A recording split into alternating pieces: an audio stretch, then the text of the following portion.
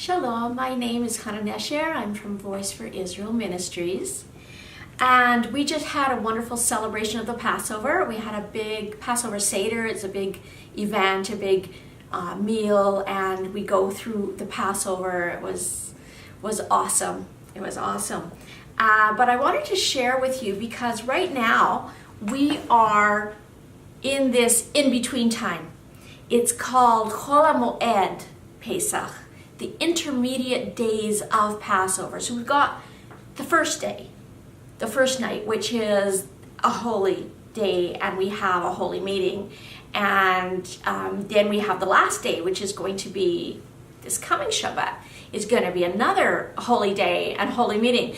And in between, we've got these in-between days, okay, called Chol HaMoed. And the Moed means a holy appointed time by God, and Chol means kind of common, everyday.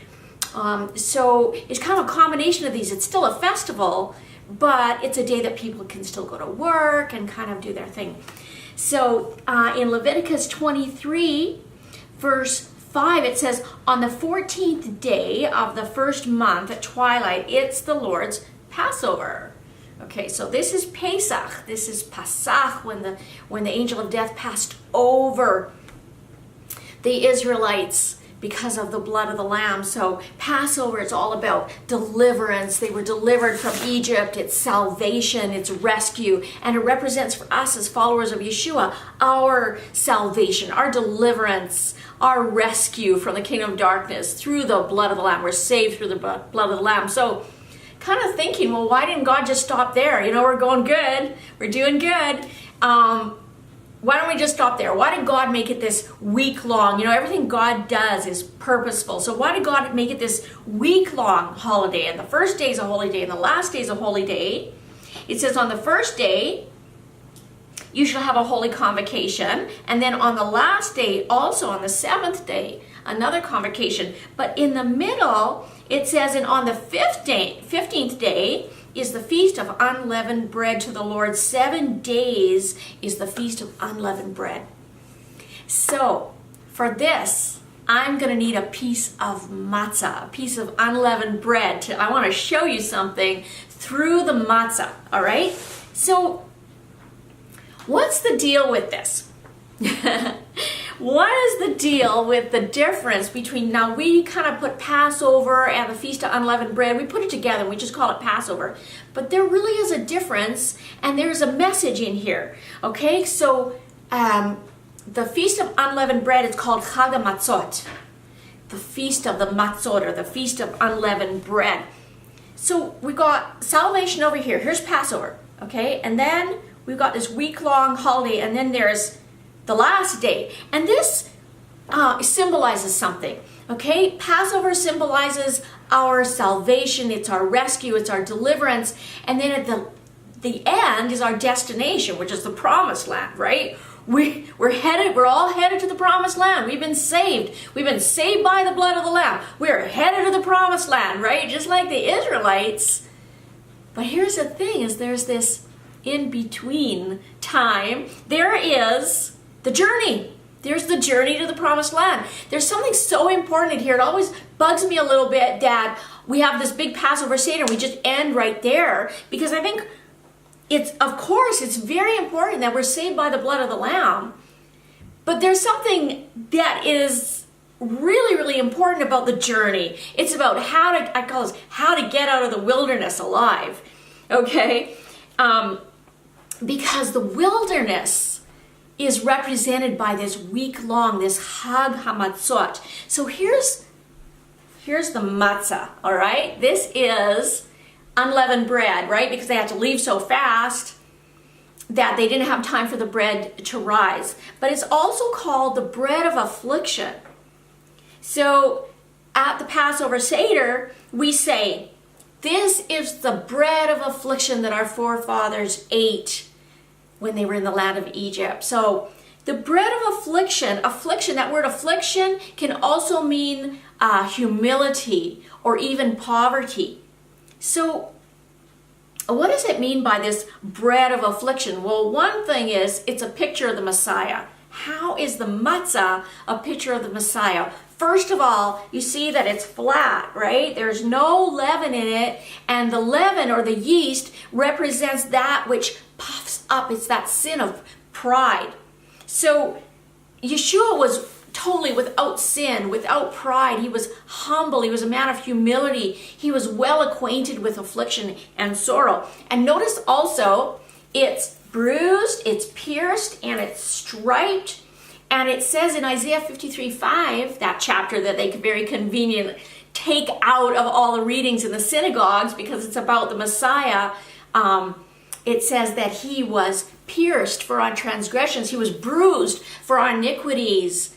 And by his stripes we are healed. So this in itself is a picture of the Messiah.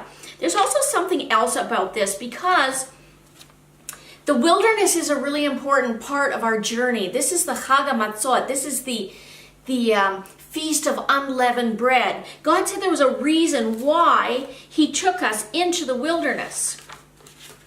In Deuteronomy 8, chapter 8, verse 2, and it says, "You shall remember that the Lord your God led you all the way these 40 years in the wilderness." Why? To humble you, to test you, and to know what was in your heart, whether you would keep his commandments or not. So there's a purpose in the wilderness. It's to humble us. It's to test us. It's to see what's in our heart. And no, it's not comfortable. No, it's not pleasant. You know, anybody who's been in the wilderness, we lived in the deserts of Israel. It's hot, it's dry. There's scorpions and snakes and spiders and all kinds of tests and trials. And I almost died in the wilderness. So I understand about the wilderness, but it's very important. Here's the point, is it was supposed to be an 11-day journey, and it took 40 years. Why did an 11-day journey take 40 years? And even then, they didn't get out. Out of all those people that came out of Egypt, only 2 made it into the promised land, Caleb and Joshua, right? It says in 1 Corinthians 10, it says that it should serve as a warning to us. It says they all went through the Red Sea. They were all baptized in the cloud and into the sea. They all ate the same food. And it says, but with most of them, God was not well pleased. Their bodies were scattered all over the wilderness. I don't know about you. I don't want that to be me. I don't want my body to be scattered all over the wilderness. And it says that with most of them, God was not pleased. I want God to be pleased with me. And I want to make it out of the wilderness into the promised land. So what's the deal with that? This is a warning to us. We can take a warning from the Israelites. All right? And whether or not we ever get out of the wilderness alive, it's not all up to God. Believe it or not, it's also up to us. It depends a lot on our attitude. So let's look at why the Israelites died in the wilderness and why God was not pleased with them. This is from 1 Corinthians 10. Number 1, they lusted after evil things. Number 2, idolatry, the golden calf. Number 3, sexual immorality. And number 4, believe it or not, complaining. It says they complained and they were destroyed by the destroyer. It was complaining opened the door for destruction. It's so important. It says these things were written for us as a warning. So let's look at a few more things.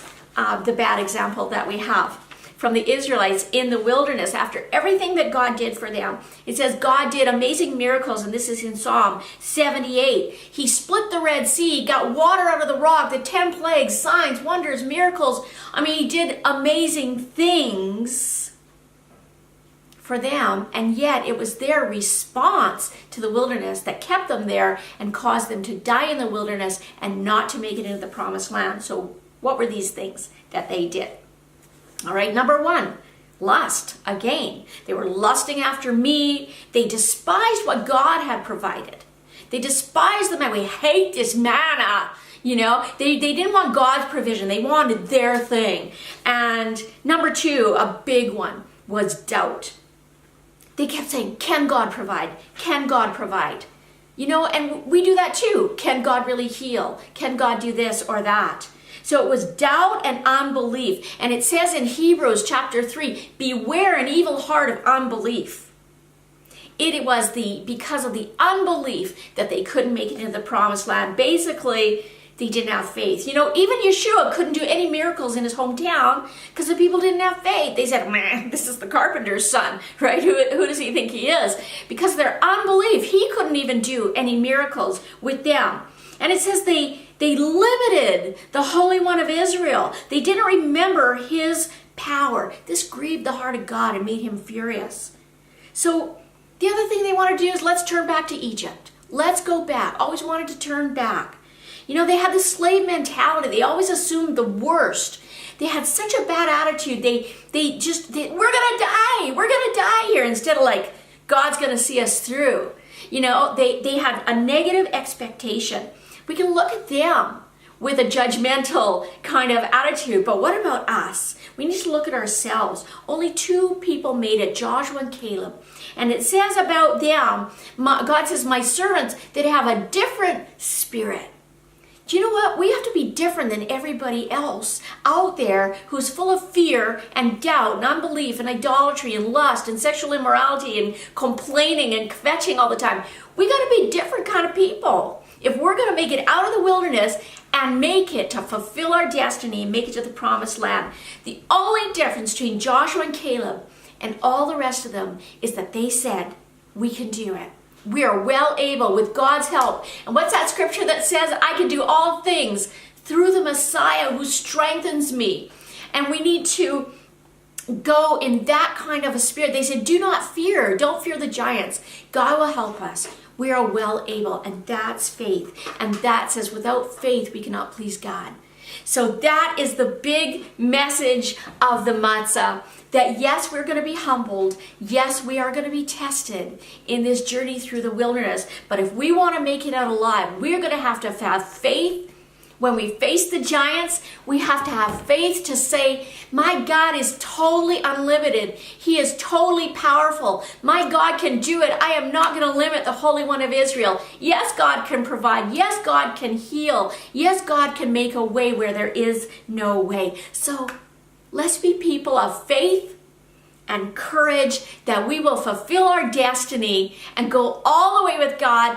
And an 11-day trip does not have to take 40 years. We don't have to die in the wilderness. We can make it to the end. God's just looking for one thing, and that's faith. That's just to believe in him, trust in him, no matter what. And I just want to share with you, I have a video, I have a DVD out called Walking Through the Wilderness. And it has this message, which I've kind of condensed down. It has this full message about how do we make it out of the wilderness alive. So I want to make that available to you. You can go onto my website and order a copy.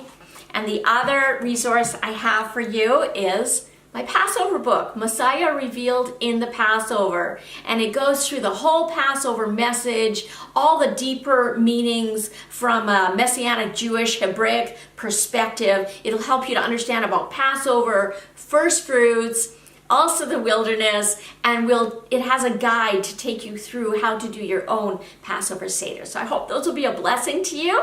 Make sure you subscribe to our YouTube channel, subscribe to our Torah studies through our website, voiceforisrael.net. So thanks for listening. Happy Pesach, happy Passover, and we will talk to you again. Shalom.